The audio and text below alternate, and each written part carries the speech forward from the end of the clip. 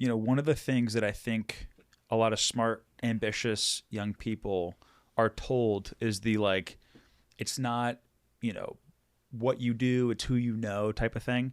And so there's this pressure, I guess, where you have to network, relationship build, but at the same time, there's this cringy feel to it sometimes.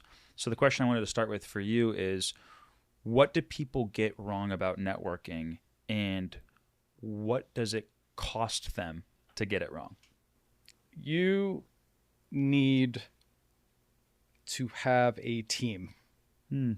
Success is not something done in isolation. You need a whole host of people that are supporting you along your journey. Right. And so to remind yourself that you're not alone, and to be able to go to other people either for just to complain, or to, I don't know if I'm up for this, Right. or what is it that I'm doing or not doing. And so to have people in your corner Right. at every stage, this is not just for your 20s. We need people in our corner because it's hard. Right. And so I think a lot of well-intentioned adults in their 50s, 60s, and 70s are trying to remind people that you should, and I caveat because whenever I say the word should, one of my favorite phrases is you should never should on yourself. So for me, should is a dirty word. It's a really dirty word. You should or should not, right? But I think part of the human condition is that we are social beings. We need to recognize we're social beings.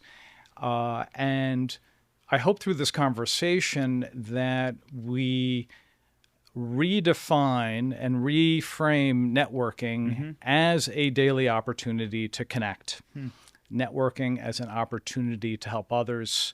Networking as an opportunity to be a better version of ourselves. Networking as a way to make a positive ripple. But that's the daily, and it's really hard. Right. A lot of noise out there. Does it have to be sleazy? No, it doesn't have to be sleazy. Doesn't have to be salesy? Doesn't have to be salesy. Doesn't have to be grin and grab. Right. Does not have to be bait and switch. Right. Does not have to be any of those things. It can be genuine. Right. You can be direct. You can be authentic. Right. But there are certain rules. Yeah. If you get it right, what are some of the benefits? Like if you build that team, I'm sure it helps you in life, but does it help you with your career? Does it help you with promotions? Helps with everything. Social science is pretty clear on this. You are more likely to find your next job faster. You are more likely to get promoted quicker into other roles inside of organizations. Right. It also helps on any type of growth. And it also helps you in very hard times when you have people that you can rely on. So and that's one of the reasons I titled my book Relationships to Infinity, Right. because there are infinite opportunities for all of these things. It's not this one and done. It's not this quick thing. It is a constant flow of how is it that you can take advantage of this, reap the benefits, and be able to find your people. Yeah. I totally resonate with how important it is to build that team. And to your point about it helps you advance in your career, I had a friend tell me who's at a big investment bank in New York. He was like, if someone doesn't know you in that company, they will not even look at your resume. Yep. Isn't that great? That broke my brain. It's like you have to know people to even get a chance. You have to have people on your team to just get a shot. People hire people. People hire people. People hire people. People promote people. And people, all things being equal, people hire people they know, like, and trust. Right.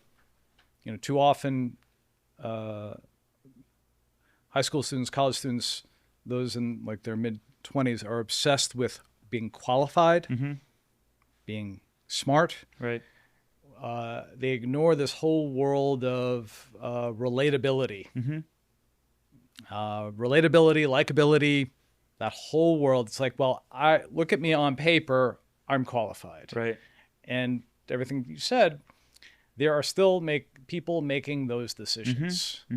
And, you know, in management consulting, it's called the airport test. Can I be with you for 10 hours stuck in an airport?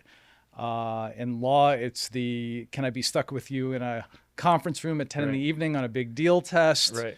All things being equal. Facebook has a test like that too. Maybe it's the airport test. That sounds right. Yeah. Where it's like if you're trapped with them overnight at an airport, like, Yes. would you get along with them? Right. So can we be able to relate to one another?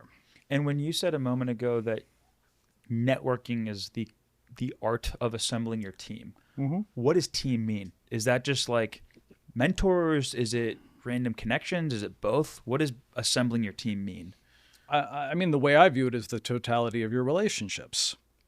So your family, your friends, the people that you have worked with over the years. Right. You might have been on different types of sports teams or in the band. You might have been part of a place of worship over the years. You might have done some types of community service. There are all these concentric circles of people that you have interacted with Throughout your life. Right. And I believe that it's not about maintaining the relationships with everybody. That would be exhausting. Right. But a smaller subset of the people that you connect with, that you like, that you trust, and even the people that have done things for you. Right. People that have been helpful to you. In your path, in your journey. Yes. And that, I think, is also the ultimate reminder that you were able to be helped by others. And so that you can remind them of what they did for you. Right. And also I think the opportunity is around, well, if there's others that have been helpful to you, how can you be helpful to others?